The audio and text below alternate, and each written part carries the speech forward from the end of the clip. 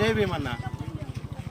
ఈరోజు ఆగస్టు 9 ప్రపంచ ఆదివాసీ దినోత్సవ శుభాకాంక్షలు అందరికీ.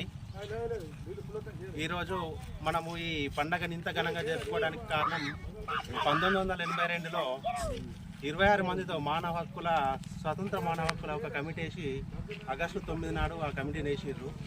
అది మన ఆదివాసుల పౌరసత్వాన్ని కాపాడడానికి మరియు మన మానవ వనరుల్ని కాపాడడానికి అప్పుడు ఒక కమిటీ వేసిర్రు.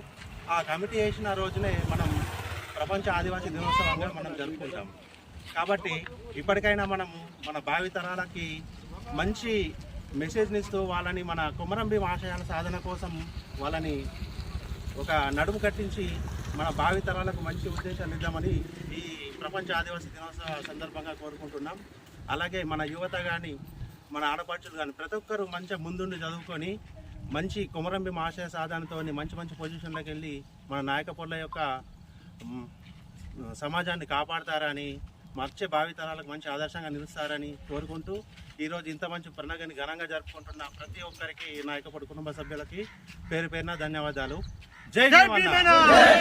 ఆదివాసుల ఐక్యత.